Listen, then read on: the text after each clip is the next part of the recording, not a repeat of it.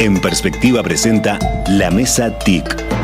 Una hora para discutir a fondo las últimas tendencias de tecnologías de la información y la comunicación, los cambios que plantean en la vida cotidiana y la producción, y el potencial de ese sector en la actividad económica nacional.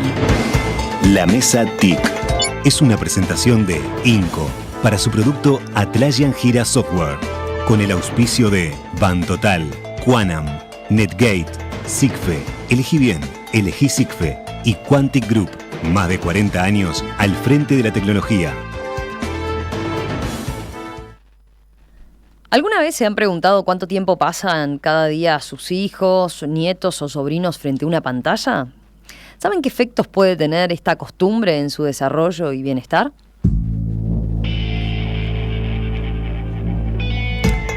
El uso de las pantallas a edades muy tempranas se ha extendido tanto para fines recreativos como educativos.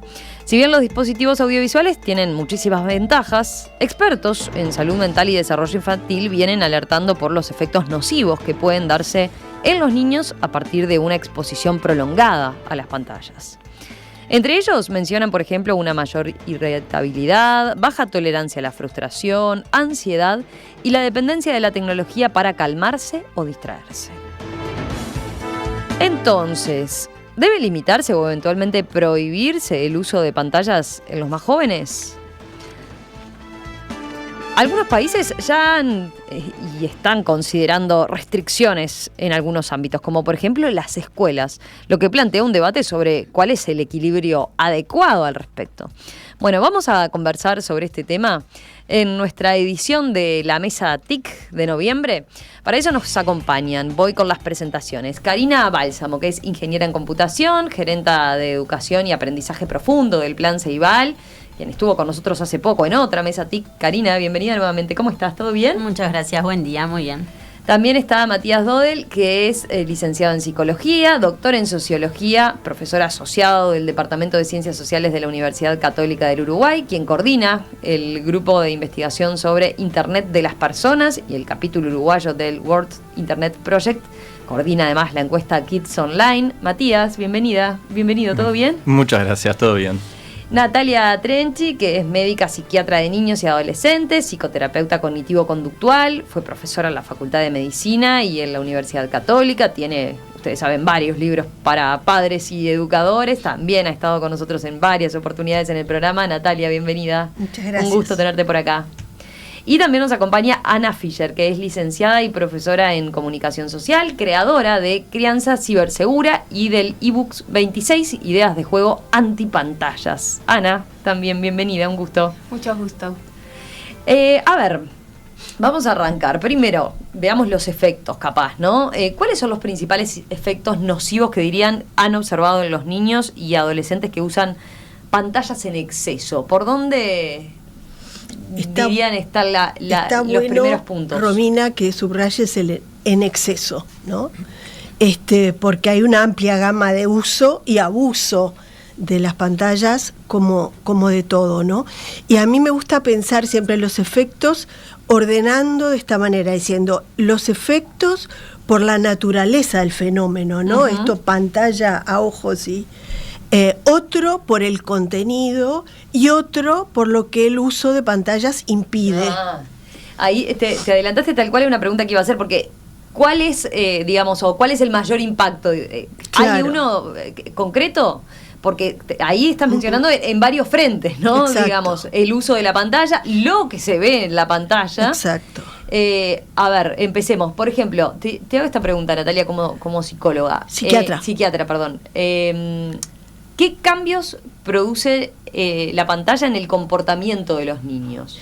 ¿O el uso excesivo de pantallas en el comportamiento de los niños? El abuso del consumo, generalmente el abuso-consumo es un fenómeno más del trastorno de comportamiento de ese niño, ¿tá?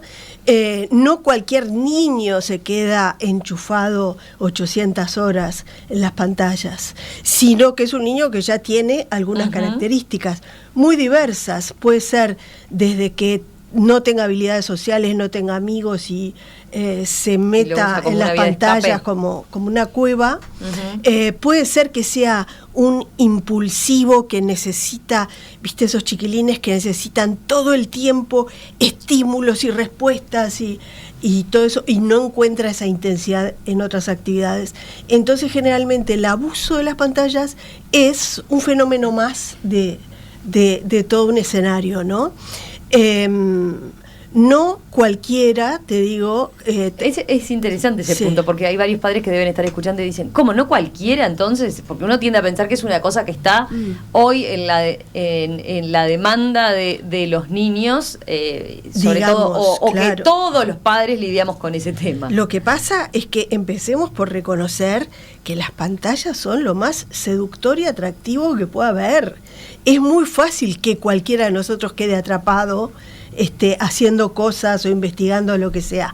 Es una fuente muy grande de atracción. Entonces, cuanto más inmaduro es una persona, más posibilidades de repente tiene de no decir, pará, hace horas que estoy en esto, ¿no?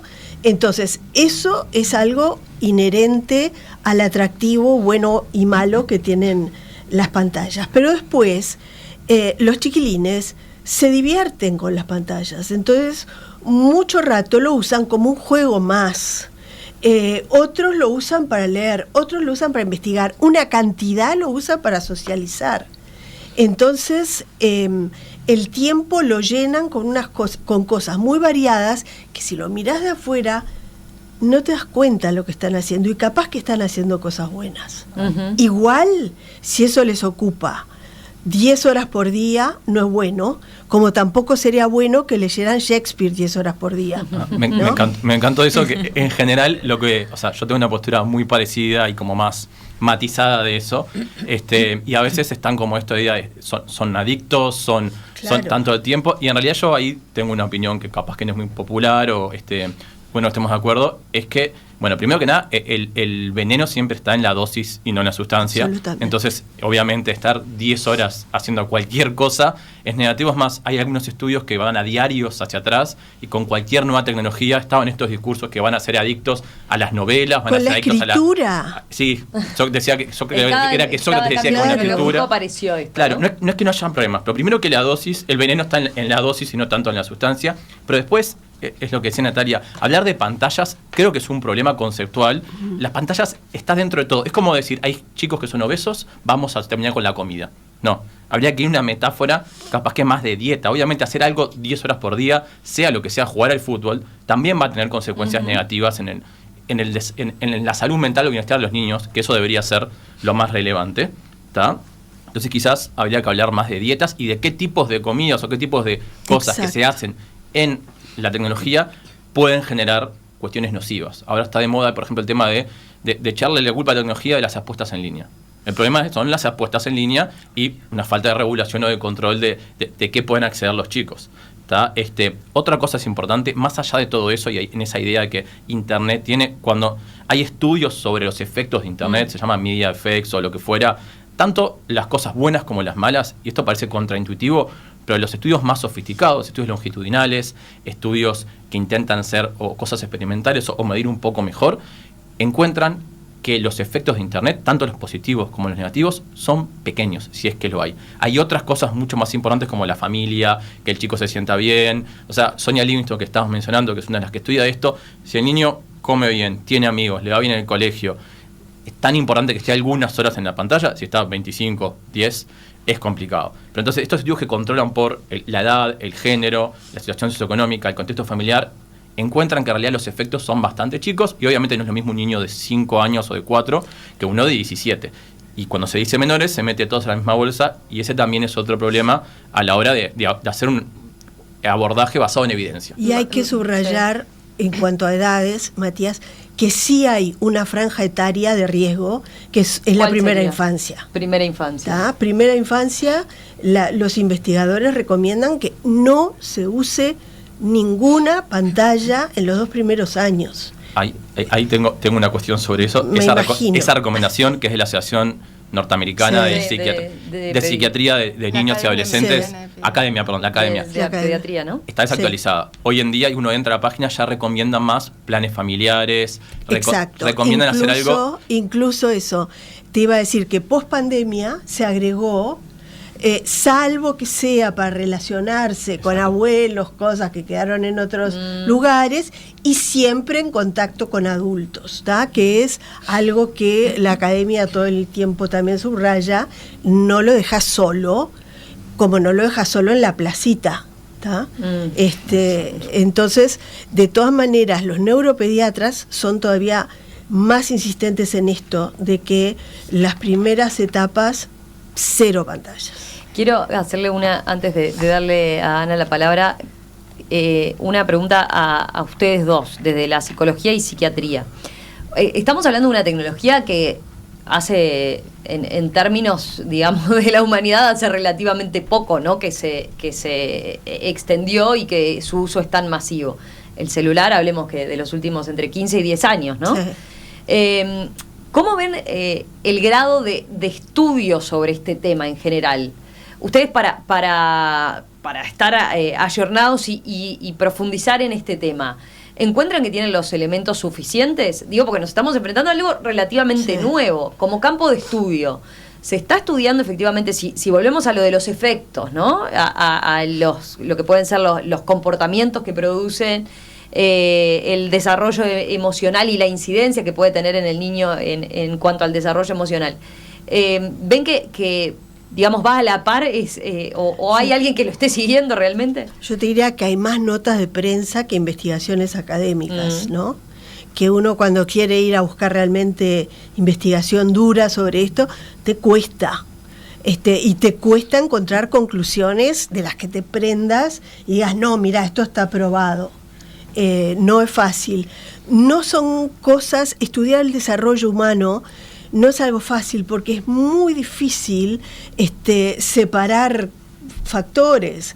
¿Cómo vas a medir la influencia de las pantallas en un niño que además se murió la abuelita y los papás se separaron, el papá quedó sin trabajo? Es muy difícil, pero hay gente investigando. Yo preferiría que hubieran más publicaciones serias al respecto. Sí, estoy totalmente de acuerdo. Totalmente de acuerdo ahí. En la academia no hay acuerdos, que eso es algo que yo creo que lo principal que uno puede sacar de los estudios es que alguien que diga se sabe que esto es así tajante, desconfíen. El que prometa fórmulas para esto va a solucionar, también desconfíen. Hay una discusión, estoy de acuerdo con Natalia, que en los medios hay más discursos que evidencia, pero aún en la academia, sobre todo quizás los que tienen más recursos para hacer estudios longitudinales y grandes, son los países como más, las economías más desarrolladas, pero aún ahí hay como dos posturas bastante grandes. Yo justo recomiendo, está Jonathan Haidt, que es un psicólogo evolutivo, no trabaja en esto, pero ha sacado un libro en Estados Unidos que generó bastante revuelo, se llama The Rewiring of Youth, o como que Internet cambia el cerebro, que creo que no hay evidencia contundente para decir que lo hace, todo cambia el cerebro. Todo pero aprendizaje. Y por el otro lado, hay una serie también son psicólogos, son como más cuantitativos, que trabajan sobre esto hace tiempo, que creo que Candice Olshers lo representa. Hay un debate que si quieren mirarlo, se llama Making Sense of Research on Social Media and Youth Mental Health. Googlean eso, googlean Jonathan Haidt y Candice Olshers, y Candice tiene una postura un poco más compleja sobre eso. Haidt dice que están destruyendo la generación, que la gente deja de hacer cosas por eso, mientras que Candice dice, en realidad la cosa es un poco más matizada y gris, hay cosas buenas, hay cosas malas, y hay que estudiar la funcionalidad de la tecnología que uno cree que tiene algo negativo, porque hay otras positivas. Por ejemplo, esto de pasar la pantalla sin pensar 3 horas, probablemente no sea positivo. Ahora, creer que los chicos y nosotros somos adictos y que hacen eso y no hay ningún margen de agencia para trabajar o generar habilidades para que las personas puedan hacer eso un poco más, con mayor competencia digital, también creo que es un poco simplificar a los niños, niñas y adolescentes. Tienen más cosas para hacer. Entonces, esto del zombie no ayuda a nadie. Es como mi hijo zombie. No es zombie porque si regala una pelota a un chico, capaz que se pasa todo el día jugando a la pelota, no quiere decir que deje de hacer cosas después.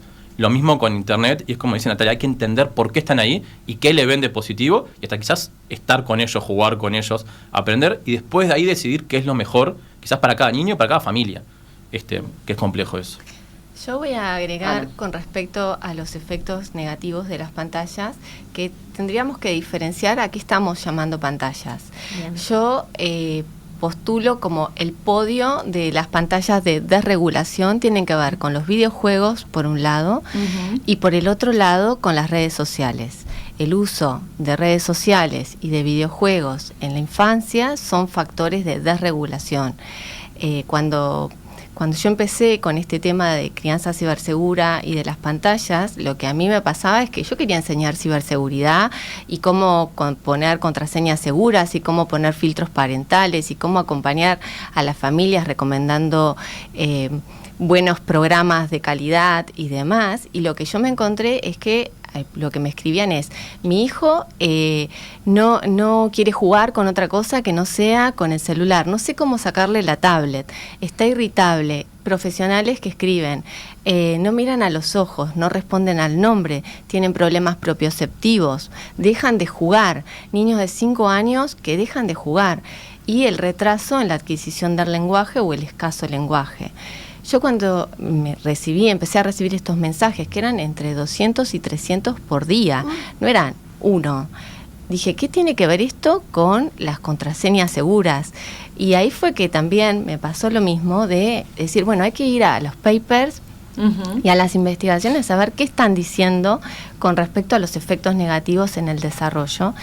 Y fue un caminito de hormiga, ya hace 6 años que estoy trabajando en esto, y en donde en realidad lo que yo le digo a las familias cuando hablamos de los efectos negativos es, también hay un podio que tiene que ver primero con los efectos en el sueño, las alteraciones en el sueño a raíz de la alteración de la glándula pineal y de la melatonina. Como sería lo más preocupante o un aspecto a tener en cuenta. Es que es un aspecto muy relevante porque a partir de la desincronización de los ciclos circadianos y de la afección en el sueño, el acortamiento de la duración del tiempo de descanso y la calidad del sueño, es que se afecta en cascada todos los pilares del desarrollo cuando estamos hablando de la infancia y también de la adolescencia. Bueno, ahí capaz que eso es más, se da más comúnmente en los adolescentes, ¿no? Cuando se quedan en su cuarto, no sé, mirando el celular de noche y uno no sabe. Lo que pasa es que la adolescencia ahora empieza a los 7 años.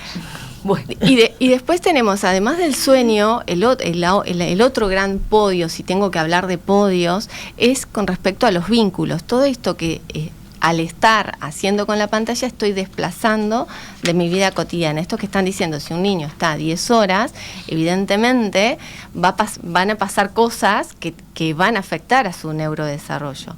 Hay una investigación justamente que se publicó en el 2023 que lo que hizo fue chequear los efectos deleterios en el desarrollo en la primera infancia y investigar, traer en los últimos 20 años qué se ha publicado dentro de las investigaciones científicas con respecto a los efectos negativos.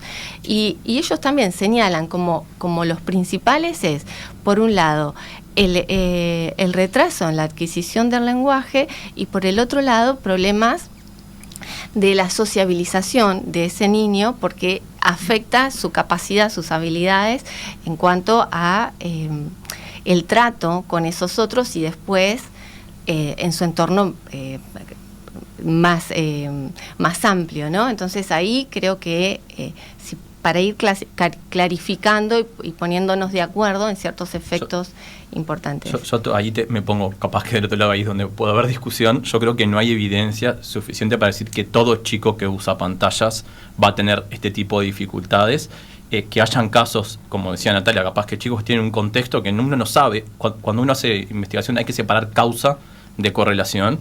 Entonces, que puede ser que en algunos chicos tenga estos efectos, sí, hay que estudiar cuáles y ver cómo protegerlos. Pero pasar a decir que los efectos de la pantalla tienden a ser un retraso en la aparición del lenguaje, creo que hoy en día no tenemos evidencia. Y como hay un estudio que dice A, hay otro que dice B, lo que no hay en este momento en la comunidad científica que estudia estos temas es un gran acuerdo para decir, pasa esto. Lo del sueño lo entiendo y creo que es importante, pero yo a mi niño pequeño que estamos hablando no lo dejo jugar antes de acostarse, no solamente con una pantalla. Trato de bajarlo antes de ir a dormir. Obviamente la pantalla y el tema de los colores tiene un efecto, pero hay que separar capaz que el comportamiento de la tecnología lo que es. Yo creo que ahí, perdone mi postura, no tenemos evidencia suficiente para sustentar todos estos miedos que tenemos los padres sobre los chicos. Creo que sí que no pasen y no hay chicos que les pasen. Pero si estamos diciendo que la tecnología causa tal cosa, deberíamos tener a todos los niños dejando de interactuar entre ellos, dejando de hablarnos, dejando de hacer deporte.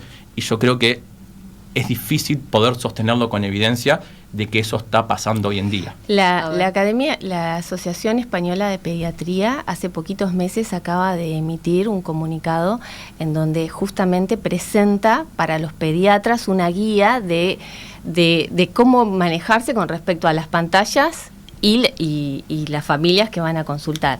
Una de las características importantes me parece también es ver qué tiempos están actualmente los niños frente a pantallas. En esa guía se presentan investigaciones, toman investigaciones científicas. No es que estamos en cero en las investigaciones científicas y tampoco estamos en cero en lo que sabemos que sí se necesita para el desarrollo. ¿Qué necesita un niño, una niña, un adolescente para desarrollarse adecuadamente?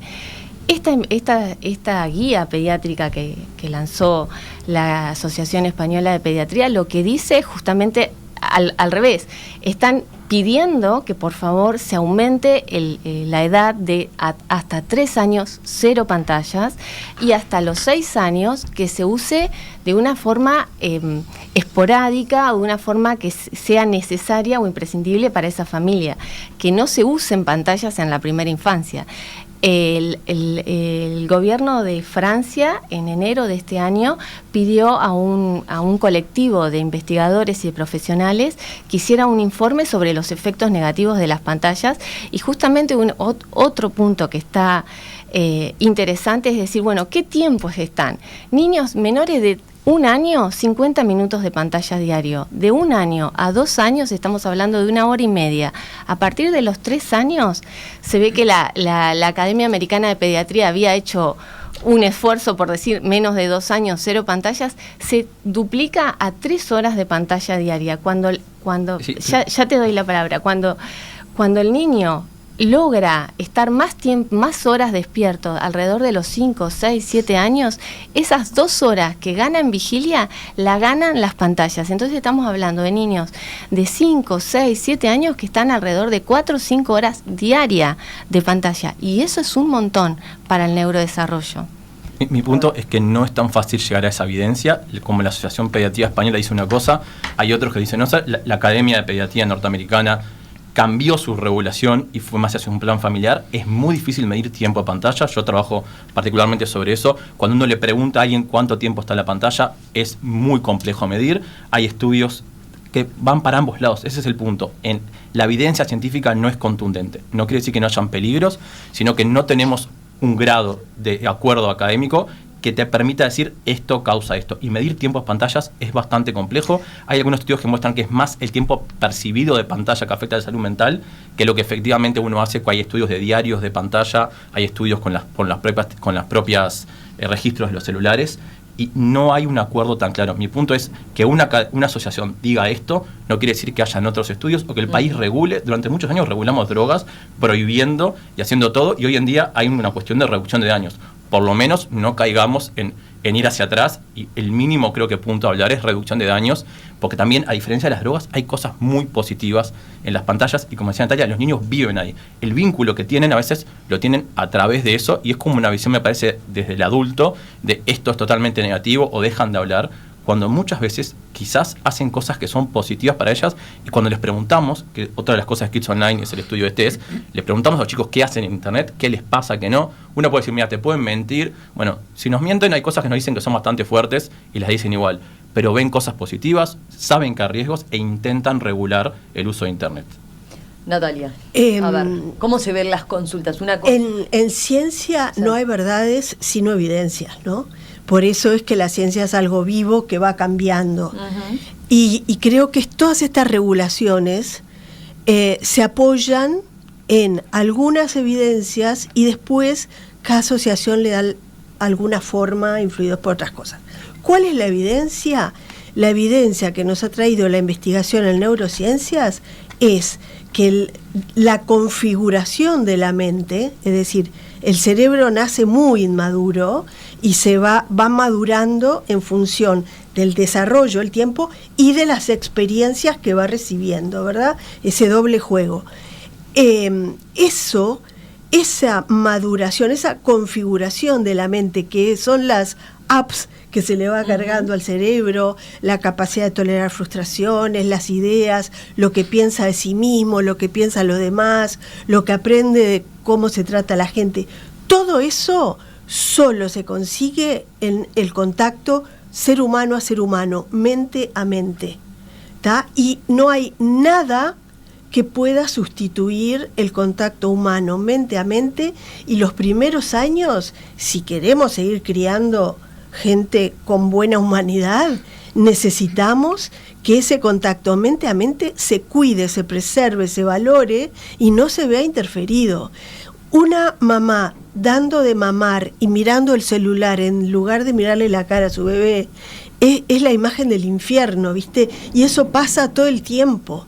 Entonces yo creo que lo que tenemos que rescatar es este concepto, y es que el contacto cara a cara, mirada a mirada, mente a mente, sigue siendo la nutrición fundamental para la mente de ese niñito en formación. Todo lo demás es formato que puede variar, pero el concepto básico es ese. Los primeros años, ¿qué precisa? ¿Precisa aparatos? No, precisa gente que le haga mimos, que le hable, que le haga cosquillas, que le haga sentir que es distinta la cosquilla de la panza que de la pata, ¿viste? Eso es lo que precisa un niño en las primeras etapas. Después entro en que tiene que vivir en el mundo que le tocó vivir, y el mundo que le tocó vivir es un mundo con una tecnología muy presente en los hogares, y creo que lo que tenemos que hacer es enseñarle a vivir en ese mundo, no prohibir. Antes de entrar en eso que señala Natalia de por dónde ir, quiero preguntarle a Karina, a ver, esta es una discusión que se deben haber dado muchas veces en Ceibal, ¿no? ¿Cuánto tenemos que permitir que los chiquilines en el aula utilicen las computadoras? ¿Cómo hacer ese mix? Contanos cómo fue la discusión y qué es lo que a dónde llegaron ustedes, ¿no? A ver, lo primero creo que es importante señalar que lo hizo Ana, pero yo lo retomo también, que se engloba bajo pantallas distintas cosas, ¿no? Y pantallas no son todas iguales. Y acá hay una distinción muy importante entre celulares y tecnologías educativas. Nosotros, cuando elegimos una tecnología educativa, hay un grupo multidisciplinar atrás donde evaluamos un montón de aspectos. No solo el hardware de base, o sea, la infraestructura del dispositivo, sino todo lo que se pone arriba en términos de contenidos o de programas, y además la guía o la formación al docente de cómo se usa ese dispositivo. Y en realidad Ceibal inició hace más de 10 años con dispositivos. Hoy en realidad lo que hace es justamente ese foco en cuáles son los contenidos, cuáles son los programas, cuáles son las plataformas y cuál es el uso que se le da o que se le puede dar a ese dispositivo. Entonces lo que nosotros hacemos es focalizar la discusión allí, ¿no? Porque las pantallas, incluso las pantallas, las tecnologías educativas, son herramientas, son medios para. Entonces, así como son herramientas tecnológicas, hay muchos otros. Me encantó el ejemplo, si uno lee Shakespeare todo el día puede llegar a ser. Pero hay niños que juegan con martillos y con destornilladores desde muy chicos, ¿no? Y son herramientas. Y como tales hay que, elegir cuáles usar, que a veces sí es un desafío el cuál elegir, y por eso Ceibal tiene ese foco en particular de cuáles elegir en términos de toda esa conjunción de variables y aspectos, y después dónde y cómo usarlas, ¿no? Y cómo hacer ese mix de hoy uso esta, mañana uso esto, porque puede ser Shakespeare y hacer una obra hermosa de Shakespeare en inglés, usando tecnología como nosotros usamos en Ceibal en inglés, y hacer una hermosa obra de Shakespeare, que es teatro que hacemos a través de videoconferencias que después se lleva a la sala física, y hay como un proceso de aprendizaje con tecnología y a través de pantalla que termina en una obra real, en un espacio físico, ¿no? La conjunción también es importante. Enseguida continuamos en esta mesa TIC hablando de el uso que hacen los niños y adolescentes de las pantallas. Bueno, ¿qué efectos tienen? ¿Deberíamos limitar o eventualmente hasta prohibir, como hacen en algunos países, el uso de las pantallas en los más jóvenes? Enseguida continuamos con esa discusión.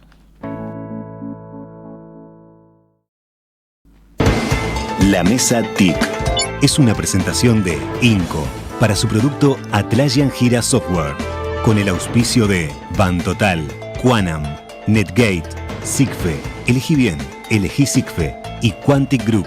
Más de 40 años al frente de la tecnología. ¿Qué efectos tiene el uso de pantallas en niños, jóvenes, adolescentes? ¿Deberíamos limitar o eventualmente prohibir el uso de la pantalla en los más jóvenes? ¿Hay prácticas saludables para que no se queden sin pantallas, las usen y aprovechen sus contenidos y aquello que le aporta a ese niño o adolescente?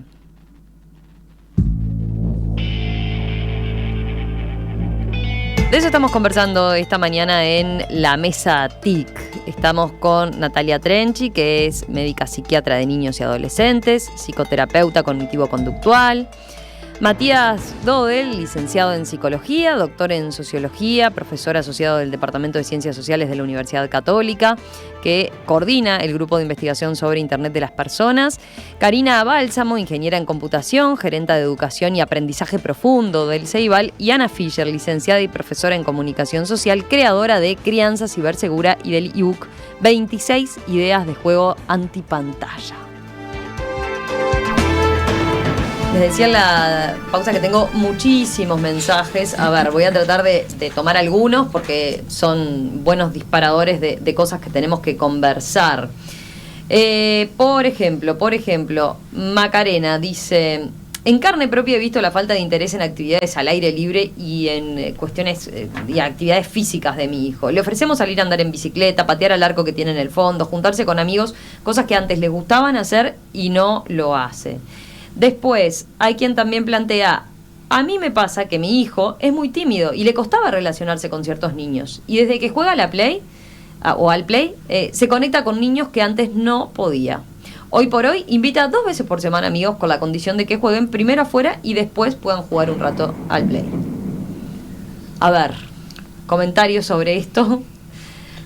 ¿Cómo hacen o qué consejo le dan a los padres, o cuán responsables somos los padres en lo que es esta actitud extendida de nuestros hijos en esa voracidad, puede decirse, por las pantallas? Acá se da una discusión en la previa, ¿no? ¿Qué rol tienen que tener los padres en ese sentido? Natalia recordaba, bueno, antes se criaba sin pantalla, ¿no? Y se podía, se sobrevivía, porque uno hoy dice, bueno, ¿y cómo querés que haga, no? Exacto. ¿Cómo querés que haga? Porque tengo 1000 cosas del trabajo para hacer. Yo tengo que contestar también los WhatsApp y claro, y le doy la pantalla un ratito y se calma. Él queda concentrado o ella queda concentrado, se desactiva y yo puedo hacer lo que tengo que hacer.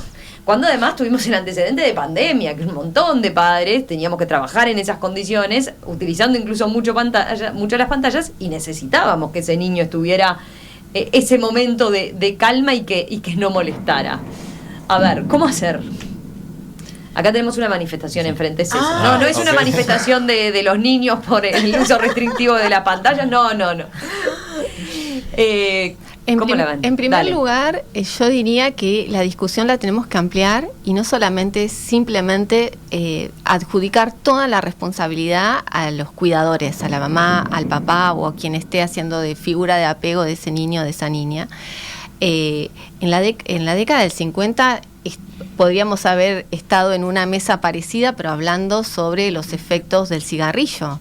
Y había madres embarazadas en reclames en donde recomendaban cierta marca de cigarrillo, o médicos recomendando cierta marca de cigarrillo, y esto fue real.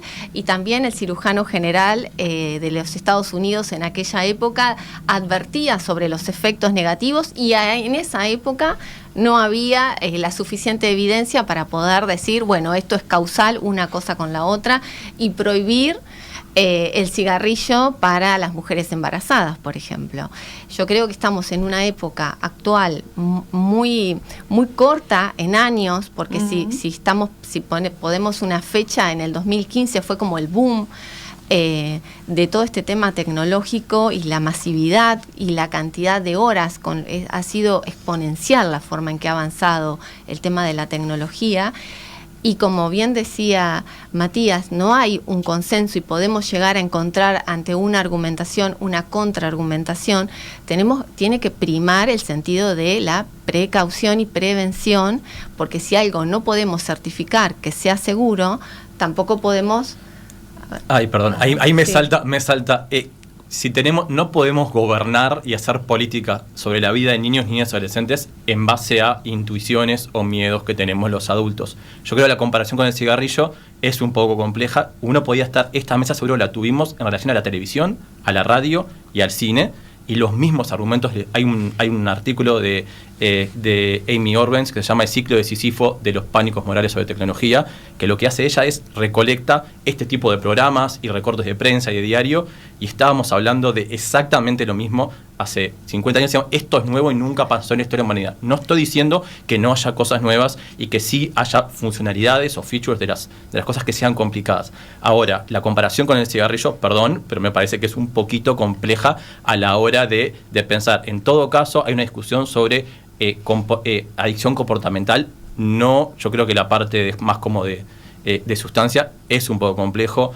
El cigarrillo no tiene un efecto positivo en la vida de los niños, en todo caso daba algo de placer a los padres, pero me parece que esa comparación no termina ayudando. Que tengamos miedo de que algo pueda hacer, hay que obrar con cuidado. Pero, por ejemplo, no hay evidencia de que las prohibiciones de pantalla tengan un efecto. Es más, hace poco salió un informe, yo sigo con Sonia Livingston, que se llama Las políticas de prohibición de tecnología en escuelas. ¿Qué se sabe?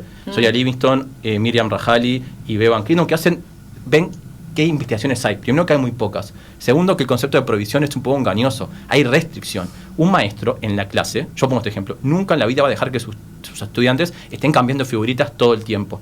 Obviamente uno no puede dejar que los chicos estén con un celular todo el tiempo, porque ahí distrae de la tarea principal, que es la de aprender. Y en este informe, que está en inglés lamentablemente, pero se puede traducir muy fácil con tecnología hoy, lo que muestran es que no sabemos de evidencia, que sí se sabe que algunos chicos, sobre todo los que tienen más dificultades, la restricción de tecnología en el aula los puede ayudar, pero también que hay cosas buenas. Entonces, más que cigarro, yo vuelvo a la metáfora de la comida y de la dieta. Yo no voy a prohibir que los chicos coman porque haya comida chatarra.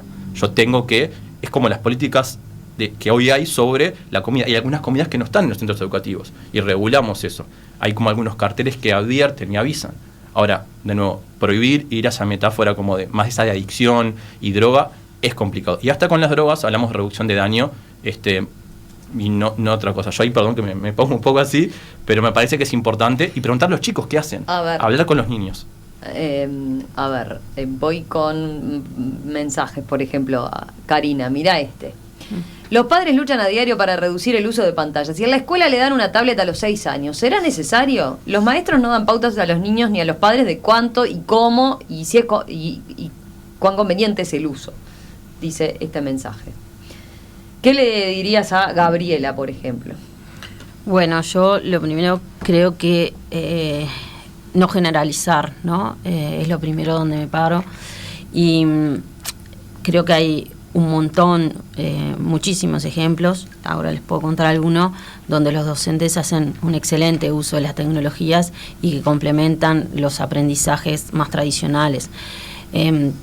Obviamente, y como lo dijo Natalia, en un mundo donde hoy la tecnología la llevamos todos en el bolsillo, decirle a un niño, un joven, no uses la tecnología, es decirle, quédate fuera del mundo, más o menos. No vas a poder ir al banco, no vas a poder pagar en el supermercado. Exactamente. Hablar con tus amigos. Entonces, lo que tenemos es que ellos que logren ese uso seguro, responsable, crítico, ¿no? Ellos lo tienen que aprender y hay roles sustanciales, obviamente los padres, las madres, los tutores, los docentes, tenemos que acompañar esos aprendizajes. Las los dispositivos que nosotros entregamos tienen plataformas, por ejemplo, adaptativas de matemáticas. La plataforma de matemáticas de niños la adoran, es en base a juegos. Ellos van ajustándose según lo que ellos van viendo pueden hacer y van progresando en base a sus habilidades. Tenemos plataformas de lengua. En Biblioteca País hay más de 10.000 libros que incluso también tienen acceso a gente de baja visión o con dislexia. O sea, la tecnología permite hoy llegar a lugares, primero, donde no se podía llegar porque eran muy recónditos. Eso a través de, por ejemplo, la enseñanza a través de videoconferencia quedó muy claro también en el momento de pandemia, pero también con herramientas personalizadas y que facilitan la inclusión. Nosotros tenemos también, además de los dispositivos, por ejemplo, rampas para niños y jóvenes con dificultades cognitivas, visuales, auditivas, y el tema es qué se pone en esos dispositivos y cómo se usan, y que los que acompañan los aprendizajes de esos niños y jóvenes hagan un buen uso y una buena combinación de herramientas, ¿no? El otro día estuve en un centro educativo en Colonia, así como un mal ejemplo, quiero dejar también uno positivo, donde había una pantalla interactiva en una sala de tercero.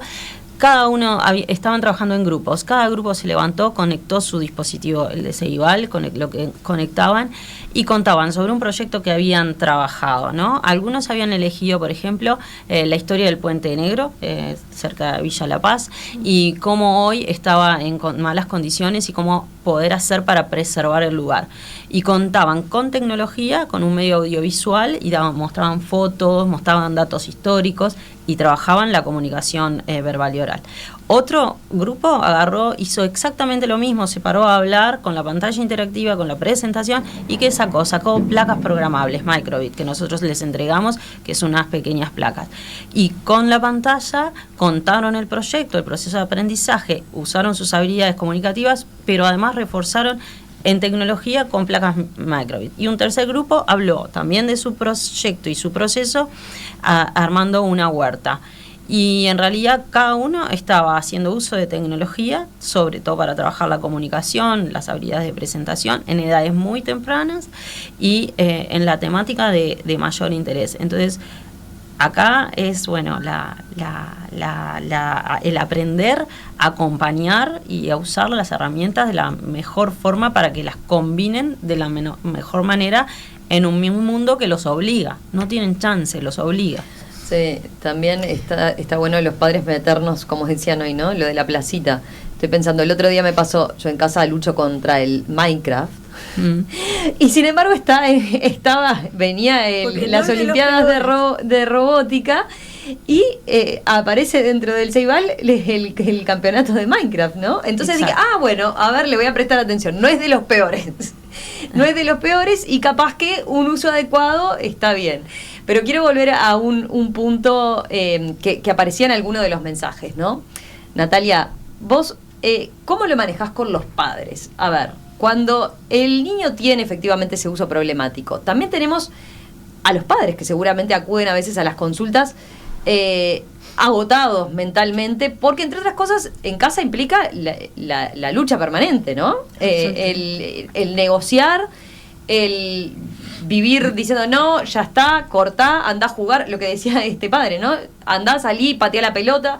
¿Cómo manejarlo como adultos? Acá también es muy difícil generalizar, ¿no? Yo escuchaba ese mensaje que decía ya no le gusta salir, ya no le gusta. ¿Y será por las pantallas? ¿No habrá otro motivo? ¿No? Me pregunto, digo, como que tampoco podemos hacer una regla de 3 directa, sencilla para estas cosas. Yo creo que acá lo que hay que hacer es darle a las familias herramientas de crianza saludable para usar globalmente, porque hay que educarlos para la vida. Las pantallas forman parte de la vida, pero hay que educarlos, por ejemplo, a no mentir, a no acosar, a aprender a defender sus derechos de manera no violenta, a tolerar situaciones de que no le caes bien a todo el mundo. Digo, todo eso, pero es para la vida. Las pantallas amplifican a veces y vehiculizan cosas que ya existen, que ya están, ¿tá? Entonces hay que salirse de la pantalla e ir a solucionar los temas a otro nivel. Por ejemplo, cuando los padres vienen así, sí, desbordados, ya no sé qué hacer, y ya al final, ¿sabes qué? Le dije, ¿sabes qué? Haz lo que quieras. Bueno, ahí seguramente ha habido un largo camino de deterioro de los vínculos, alguien perdió el timón en algún momento y hay que recomponerlo. No solo para las pantallas, para todo. Ahora, lo que sí quiero decir es que cuanto antes empiecen a hacer las cosas bien, mejor. Pero que también nunca es tarde. Les va a dar más trabajo, pero nunca es tarde. Y siempre hay cosas que se pueden ver y mejorar, pero siempre es de la cercanía. Yo no creo en las prohibiciones, ni en esto, ni en casi nada, ¿no? Pero yo creo que si nos parece que nuestro hijo está demasiado tiempo, el poder ponerse del lado de él, del mismo lado del mostrador, decirle, che, loco, ¿sabes qué? Ay, me desespera un poco verte esto. ¿No habrá algo que podamos hacer que nos cope a los dos? No sé, eso, buscar, pero desde la cercanía, no desde la prohibición. Esto se soluciona no con más rezongos, sino con más reflexión, que eso es uno de los efectos negativos que yo veo al abuso, que ese sí me preocupa y lo quiero decir, es que cuando uno está consumido por actividades de repente del tipo ver cosas rápido y ver noticias, no queda espacio mental para la reflexión. Y estamos perdiendo la habilidad de reflexionar. Y eso sí me parece peligroso, que no la tecnología, sino toda la cultura, lo que nos lleva a eso. Pero por eso es que yo creo que en la crianza tenemos que introducir esto, menos rezongos, más reflexión. Preguntarle, decir una cosa, si vos tuvieras un hijo de 10 años que hace tal cosa y tal otra, ¿qué harías estando en mi lugar? Pensar, ponerse en el lugar del otro, tomar perspectiva. Todo eso pueden hacer sin pantallas. Eso lo pueden hacer con tiempo, con dedicación, con ganas, y esto de entender que los adultos tenemos que cumplir un rol maduro, de co-regulador, no de disruptor y querer cortar las cosas. Acá se acabó el recreo, se acabaron las pantallas. Los chicos lo piden también.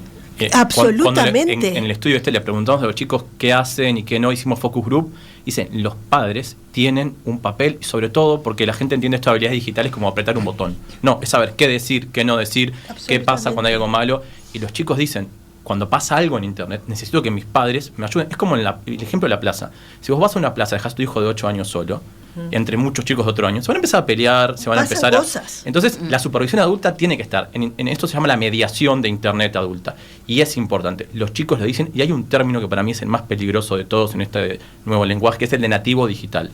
Ningún niño nace sabiendo usar tecnología. Y que puedan apretar un botón de chiquitos no quiere decir que sepan cómo hacer. Es como cuando uno va a su hijo y lo va a llevar por primera vez a que salga a la vía pública.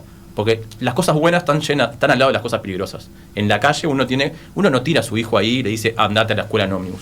Uno se va acercando con él, los primeros tiempos va junto, cuando va creciendo, que los chicos crecen y hay la autonomía, hay un tema de derechos también de los chicos, hay que dejarlo, pero uno no lo va a dejar hasta que esté seguro que tiene las habilidades y las competencias para estar solo, y le va a pasar algo, y si le pasa algo, dejar el canal abierto para que te cuente a vos como padre. Estoy capaz hablando un poco más grande, de 5 años, estoy hablando cuando van saliendo. Pero ese proceso madurativo, si uno no empieza a trabajar con ellos de pequeños, y obviamente no es ponerle pantallas todo el día, capaz que jugar con ellos. Otra cosa que se puede hacer, que es una recomendación de esta gente que estudia, jugar con los chicos. Está Candy Sawyer, dice que las redes sociales son 13 y más, pero que tiene una red con la hija, tiene una cuenta en común, para ver qué hacen, para entender qué ven bien y para enseñarle. El tema de como hay habilidades socioemocionales, hay habilidades digitales, y es importante. Un último ejemplo, que no soy yo una persona que trabaja con esto, le ponen a los padres una foto de un chico cayéndose al agua. Le pregunto a los padres, ¿qué hacen ustedes?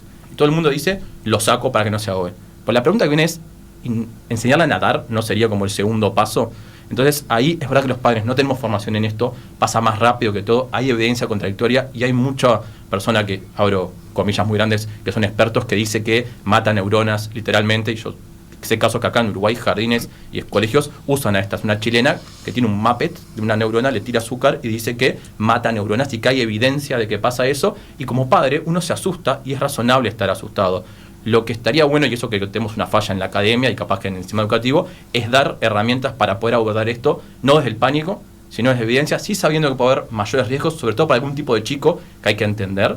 Pero, por ejemplo, esto me lo recomendó Ana Laura Pérez, que sé que está acá cada tanto. Hay un documental que vi, no lo vi todo, se llama La vida de Evelyn, que es como el efecto contrario, un chico que estaba muy adentro, que los padres no sabían que tenía una vida social rica, y quizás ahí algunos juegos que parecen malos permiten hacer todo. Depende del chico, depende de la familia, y como la recomendación es la Academia de Psiquiatría Norteamericana, hay que hacer un plan que se adapte a la familia y a las condiciones del chico. Capaz que es tímido y le sirve para entrar, y capaz que no sale a jugar al fútbol porque le hacen bullying. El bullying fuera de internet es más prevalente que en internet, o sobre todo están los dos a la vez, se correlacionan. Entonces, cuando empezamos a preguntar, nos sorprendemos. Yo sé que es autopublicidad, hasta 2017 no hay un estudio que tratara de ver a nivel Uruguay qué pasaba en internet con los chicos. Son caros, pero no sabíamos, se hablaba de esto, hoy en día se habla, y se habla mucho más de lo que tenemos evidencia. Entonces, escuchar a los chicos, tratar de dar herramientas a los padres, creo que es importante, en algo que es complejo y no hay como fórmulas. El que te vende fórmulas, yo diría que hay que tener cuidado nada más. Quiero escuchar a Ana sobre esto y después tengo varias preguntas más de los oyentes. Sí, yo creo que de vuelta tenemos que poner el foco en el neurodesarrollo, porque en el neurodesarrollo no estamos en cero. Sabemos mucho y desde hace muchas décadas qué necesita el ser humano, el bebé humano, para crecer saludablemente. Entonces, también con respecto a las investigaciones científicas, me refiero al cirujano general de Estados Unidos, que es la máxima autoridad en salud, y él el año pasado emitió un comunicado de urgencia diciendo: hemos adoptado las redes sociales de una forma tan natural sin que hayan pasado por ninguna medida de chequeo de seguridad, ninguna certificación de seguridad. Al día de hoy, dice el cirujano general, no podemos certificar que sean seguras para la infancia. Y después emitió un segundo comunicado en donde está pidiendo una ley de etiquetados. Si nosotros solo dejamos la responsabilidad en las familias como el último eslabón, se la estamos dejando o nos las estamos dejando muy difícil, porque prohibir es casi un eufemismo, porque nosotros prohibimos el alcohol en los niños porque nos dimos cuenta que hacen mal, prohibimos el cigarrillo en la infancia porque nos dimos cuenta que hacen mal, incluso nos hacen mal a los adultos, pero tenemos que proteger a la infancia en un periodo de desarrollo muy crítico. El cerebro se va a terminar de desarrollar a los 25 años. Ahí Ana plantea un punto que es interesante porque quizás muchos padres lo han experimentado, ¿no? Por ejemplo, a ver, hay edades claves, pero ¿a qué edad se le da el celular, ¿no? Que tenga su celular propio. Hoy en día a veces se coordina, hay grupos de padres que, porque si no entras después en eso de, pero fulanito tiene, ¿no? Todos tienen, y uno dice, y voy a dejar a mi hijo siendo solo el raro, ¿no? Sí, es natural. Si estás convencido, bien, déjalo. Perfecto. Porque enseñarle a los hijos que no pasa nada con ser el único que a veces es un honor ser el único que es algo muy enriquecedor. Y esa frase, los chiquilines se dan cuenta que es el abracadabra que les consigue una cantidad de cosas. Pero mamá, papá, soy el único.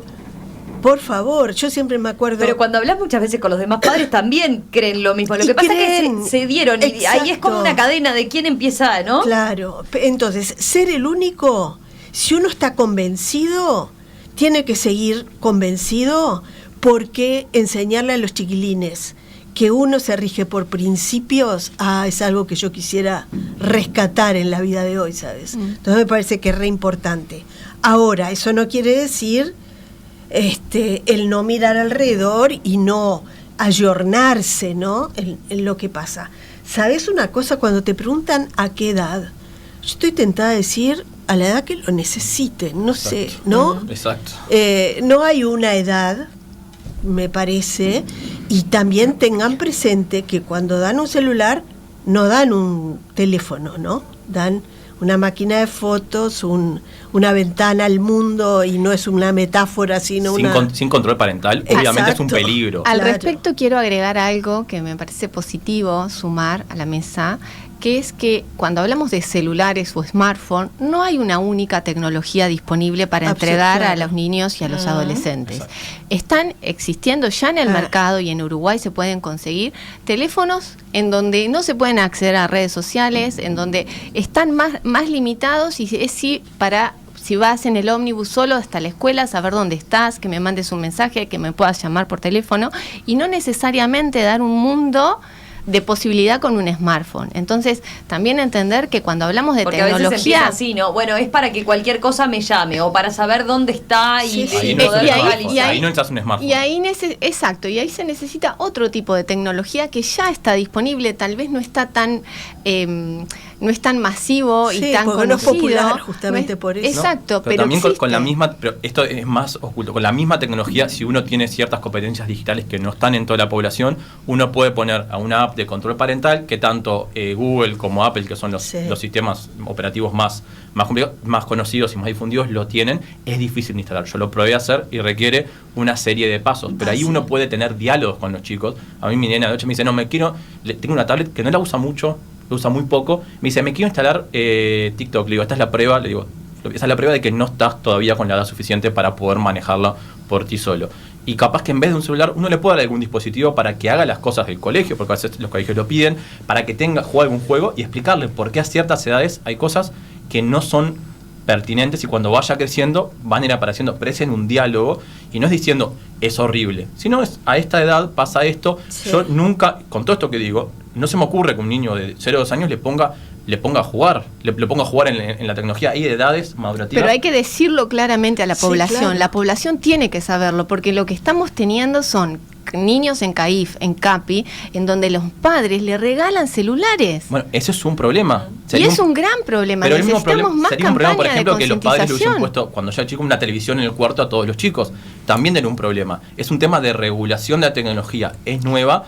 Hay un montón de cuestiones. Lo que digo es que tenemos que tratar de darle a los padres, no desde el miedo, sino desde esto de participar de la crianza de sus hijos, aspectos para tener mejores prácticas de regulación del uso de Internet. Pero la regulación no se la podemos dejar únicamente a las familias. Vamos a hacer una cosa, hacemos una pausa y retomamos eso. Ana planteaba, por ejemplo, los octógonos, ¿no? Esos que tenemos tan familiarizados en el consumo de alimentos, por ejemplo, como una alternativa. Está la opción por la que han entrado otros países respecto a prohibir el celular concretamente durante el horario de escuela o de liceo. También está la posibilidad de exigirle más a las grandes tecnológicas. Enseguida hablamos de todo eso. La Mesa TIC es una presentación de INCO para su producto Atlassian Gira Software, con el auspicio de Bantotal, Quanam, Netgate, Sigfe, Elegí Bien, Elegí Sigfe y Quantic Group. Más de 40 años al frente de la tecnología. Bueno, evidentemente el tema de las pantallas y el uso que hacen los niños y adolescentes y cómo los adultos controlamos ese aspecto genera muchísimo interés. Lo veo en los mensajes de los oyentes, lo veo en cómo sigue la discusión acá en la tanda. Quiero plantear algún punto más, porque hablábamos de cómo controlar ese ambiente, ¿no? A ver, cómo acompañar a esos padres y qué tenemos que tener en cuenta los adultos. Hay que implementar una legislación más bien a nivel ya nacional, que tenga que ver con la política pública y no dejar, como decía Ana, a cada padre que tome su propio criterio. Hay oyentes que mencionan algunas herramientas concretas, ¿no? ¿Cuál es la experiencia de ustedes con Family Link, por ejemplo? A ver, capaz que Matías podés contar un poquito más de qué se trata, ¿no? Con todo esto que hablo, yo tengo hijos pequeños y no los dejo nunca solos con una pantalla, generalmente es en un televisor, y no los dejo a YouTube, jardines cerrados como Netflix o Disney Plus, que uno sabe que por más que el algoritmo se equivoque, porque está YouTube Kids, igual puede aparecer algo. Yo sé que está curado. Esto de los octógonos, siempre había. Para tal edad, uno puede saber. Después compré una tablet para un viaje, para algunas cosas, y lo que hago es, le instalé Family Link, que es una app de control parental. Yo trabajo en desigualdades digitales. Las competencias que hay que tener para instalarlo bien en los dispositivos son bastante altas. No creo que la mayoría de los padres tengamos esas competencias. Fue como a mí me gusta eso, fue como duro, tuvo que meter la app, hacer una cuenta nueva, es complicado. Está buenísimo, no puede instalar aplicaciones, tiene que pedirme permiso a mí para instalar, y aparte no lo hace porque ya sabe, yo le dije, le estaba contando un ejemplo, pidió para instalarse TikTok, digo, no es para tu edad eso, es una prueba de que no estás como capacitada para eso, y cuando hay algo es conmigo, me pide permiso, yo la instalo, hay como cierto, es como hay ciertas barandas, cierta protección, es como dicen en el ómnibus con tu hijo para que aprenda a caminar.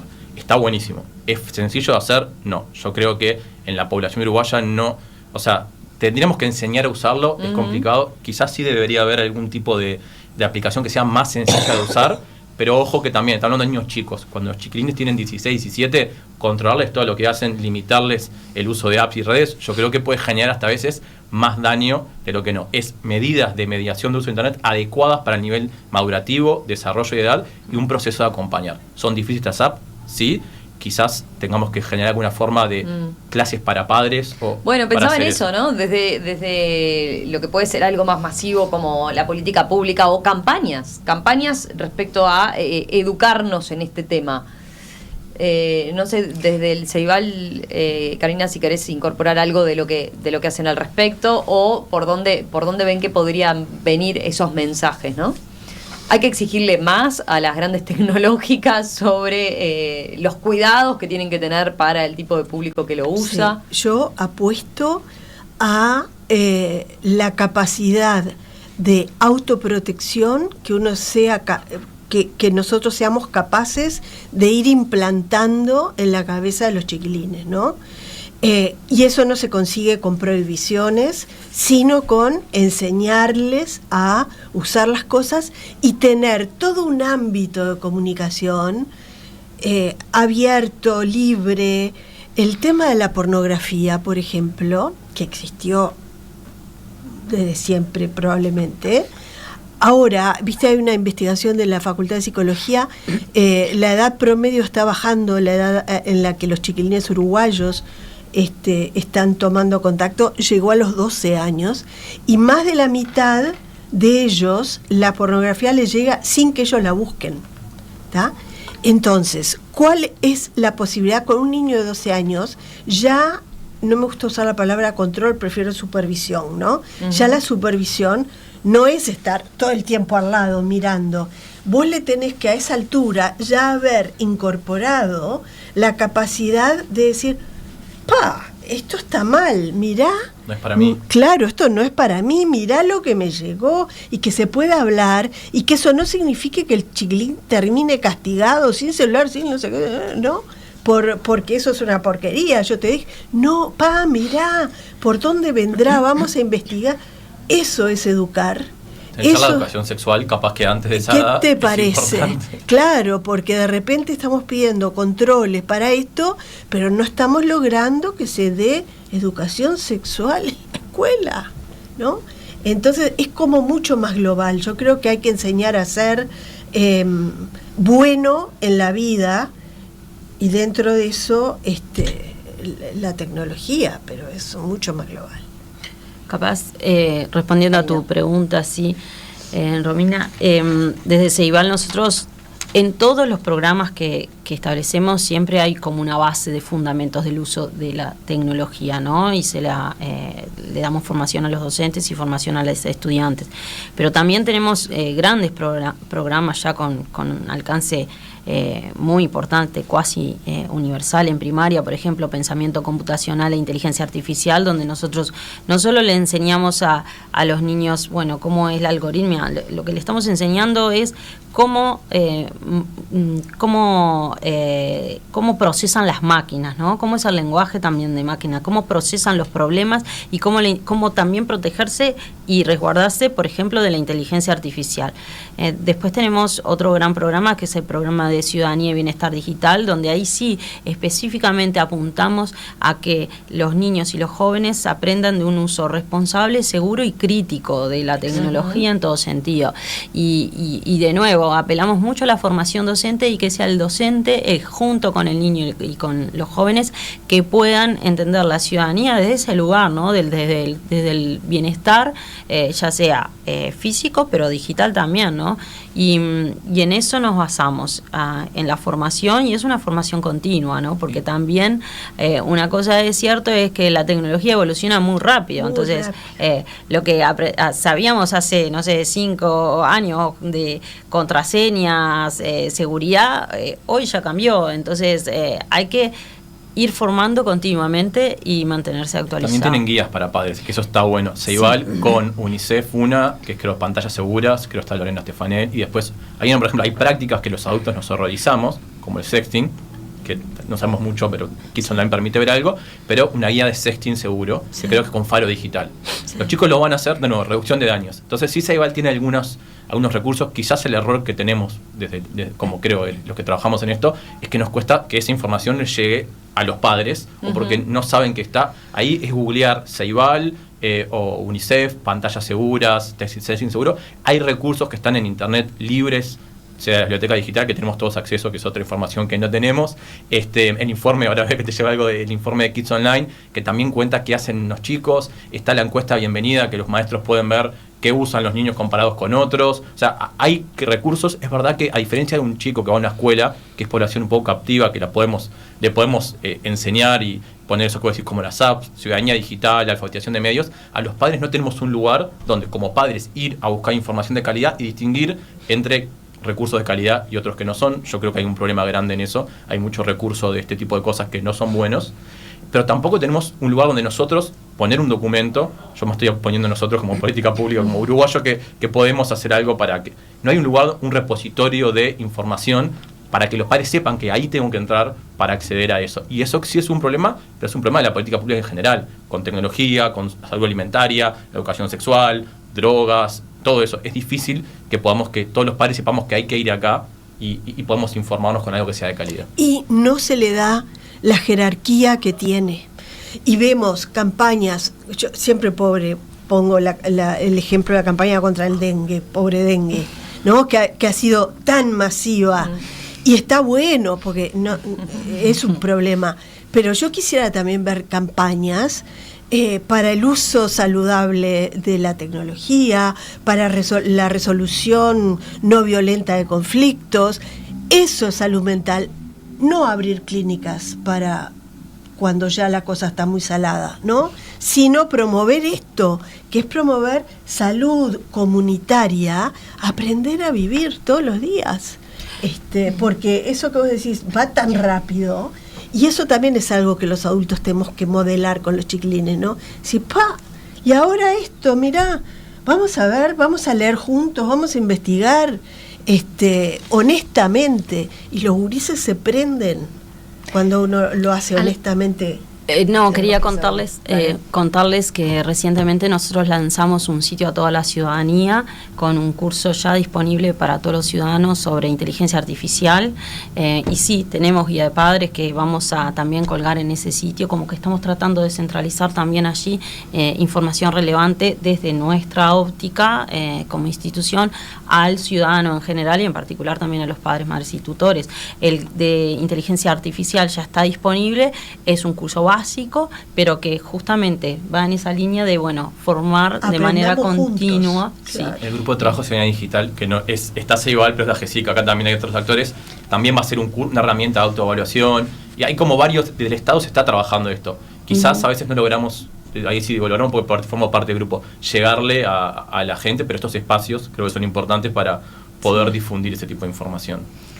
Sí, al respecto lo que quiero decir es que cuando hablamos de tecnología no es una cosa que está grabada en piedra y que es la única tecnología posible, es la que conocemos, y la única tecnología que tienen que acceder a los niños y las niñas y los adolescentes es la que actualmente existe. De hecho, a nivel mundial hay muchos movimientos en torno a una tecnología que apueste por el bienestar humano. En el 2021, una chica que se llama Frances Haugen robó archivos de Facebook que se conocen como los archivos Facebook, y a partir de ahí se comprobó que, por ejemplo, las empresas tecnológicas, en este caso Facebook, estaba en conocimiento de que a sus plataformas accedían niños menores y de 8 años, e incluso investigaciones dentro de la misma empresa en donde decía, tenemos toda esta generación sin explotar lo suficiente, y que conocen los daños en la salud mental, y que quedó de manifiesto en que estamos hablando de una tecnología o de empresas en donde los niños, niñas y adolescentes son una mercancía, en donde se accede a ellos para vender, y se conocen exactamente las vulnerabilidades en el desarrollo y las vulnerabilidades que tienen que ver con la parte de nuestro sistema de recompensas como seres humanos. La dopamina, que es la hormona que nos ayuda a tener ganas de hacer cosas, a sentirnos bien, a juntarnos con amigos, a jugar, a estar con mamá, a comer, a dormir también, porque son cosas buenas para mí.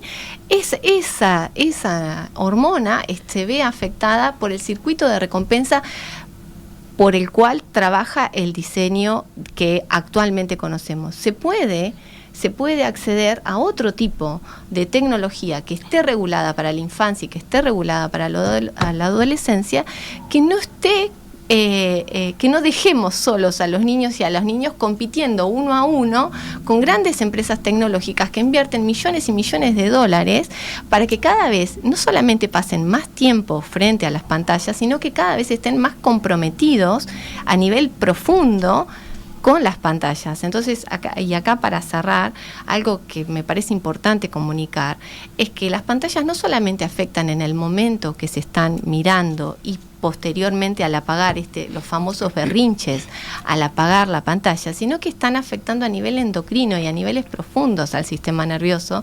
Entonces, cuando hay un uso problemático de pantallas, ese niño está siendo afectada 24 horas, no el ratito o las horas que está frente a la pantalla. Yo sinceramente creo que todo eso del lenguaje más neuro y no sé qué, yo sinceramente quizás me comí un montón de cosas, pero la evidencia no es tan clara.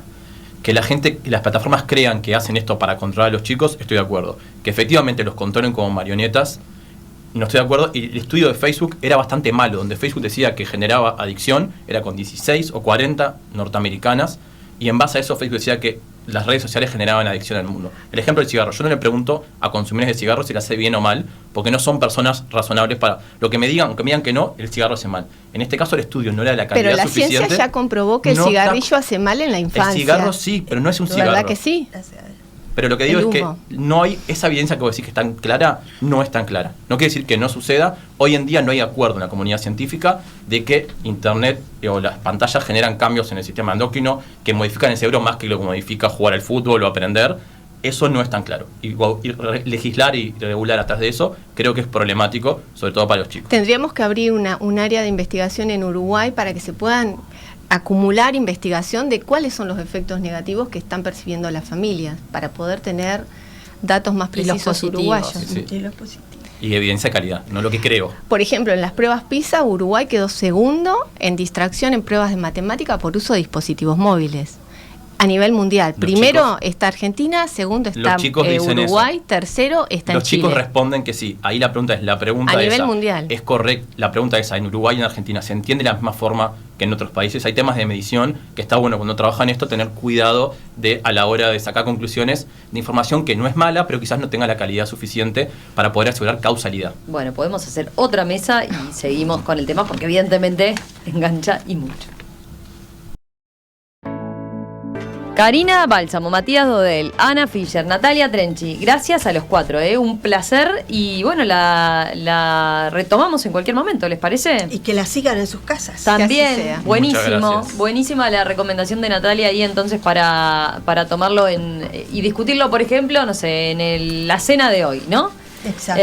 Fomentar la discusión entonces y el uso crítico. Y dejo el aviso que cuando subamos lo que ha sido la mesa, vamos a poner alguna de las guías que comentaron, por ejemplo, esta pantallas de la guía de UNICEF. Me están diciendo, lo mismo, pantallas en casa que se descarga, me dijo la gente de UNICEF, se descarga, uno busca exacto. Pantallas en casa y se baja ahí gratis. Ahí lo ponemos entonces en el link también para que lo tengan como herramienta.